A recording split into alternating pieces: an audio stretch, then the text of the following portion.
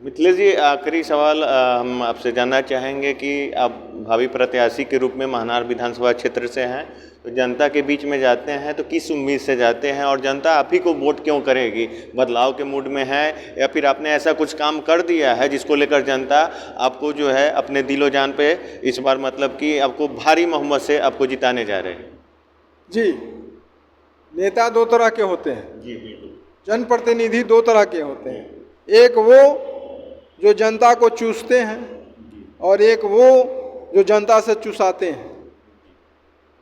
तो जो जनता को चूसते हैं उनको जनता को पहचान लेना चाहिए, और जो जनता से चूसा रहा है अर्थात जनता के लिए अपना खजाना खोले हुए है, आपकी सेवा में जो हम कर सकते हैं अपनी औकात के मुताबिक वो करने के लिए जब हम दिन रात तत्पर रहते हैं तो इस बात को आप समझिए। और नहीं तो देख रहे हैं कि आवास सहायक 2-2 हज़ार रुपया लेके खुल्लम खुल्ली आवास जियो टैग कर रहा है, और विधायक महोदय को, जनप्रतिनिधि को, किसी को पता तक नहीं चल रहा है।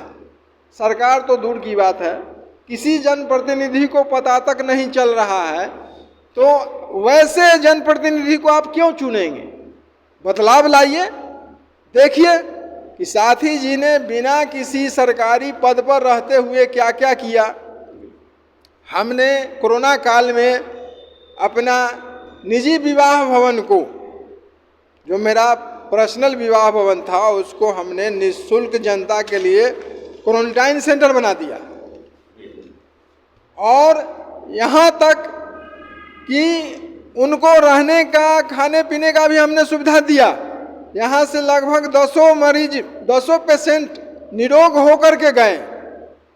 तो इस बात को आपको सोचना पड़ेगा। उस कोरोना काल में जो अपने घर तक किसी को फटकने तक नहीं देते थे, अब आइए जंतर मंतर पर हमने कड़ाके की सर्दी में 4 जनवरी 2019 को धरना प्रदर्शन इसलिए किया था कि सामान्य जाति के गरीबों को भी कुछ सुविधा मिलना चाहिए, कुछ सरकारी सहयोग मिलना चाहिए। और धरना प्रदर्शन का प्रभाव ऐसा रहा कि 4 जनवरी को हमने धरना प्रदर्शन जंतर मंतर पर किया 2019 को, और 10 जनवरी को सरकार ने अध्यादेश जारी किया कि सामान्य जाति के गरीब लोगों को भी 10% रिजर्वेशन दिया जाए। ये हमारी उपलब्धि है। अभी जो आप देख रहे हैं हर घर नल का जल की योजना, आपको मैं बता दूं कि यह भी साफ पार्टी की ही उपलब्धि है। 2015 में इसको हमने अपने एजेंडा में डाला था, जिस समय जेडीयू के एजेंडा में ये बातें दूर दूर तक नहीं थी। इन्होंने कॉपी किया और पेस्ट किया और इस पर काम किया। चलिए, एनी हाउ जनता का काम होना चाहिए, जनता लाभान्वित हो। लेकिन हमने जो किया आपको ये बताया, आगे मैं बताता हूँ।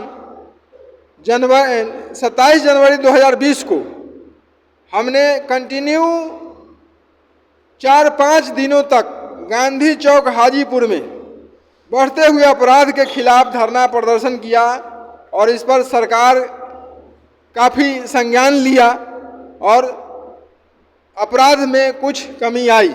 लेकिन फिर वही हाल, क्योंकि जनता ने इसमें संज्ञान नहीं लिया, जनता ने साथ नहीं दिया, हमारे साथ जनता का जो सहयोग होना चाहिए वो नहीं थी।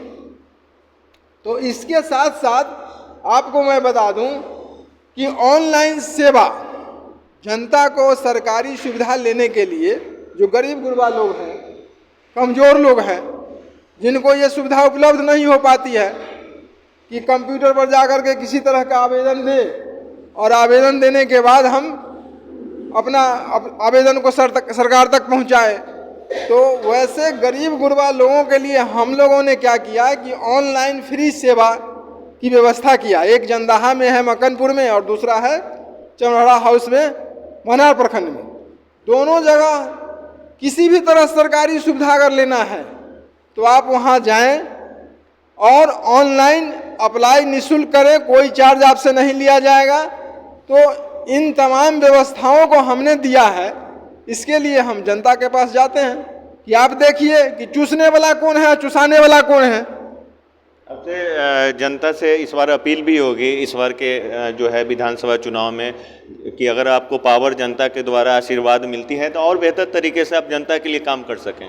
बिल्कुल, हम चाहेंगे कि राष्ट्रीय स्तर का अस्पताल महनार अनुमंडल में हो, क्योंकि जानते हैं यहाँ से जब कोई मरीज सीरियस होकर के रेफर होता है यहाँ से प्राथमिक चिकित्सा केंद्र से सदर अस्पताल के लिए या पटना के लिए, तो वहाँ तक जाते जाते जो ज़्यादा गंभीर रूप से बीमार होते हैं वो दम तोड़ देते हैं।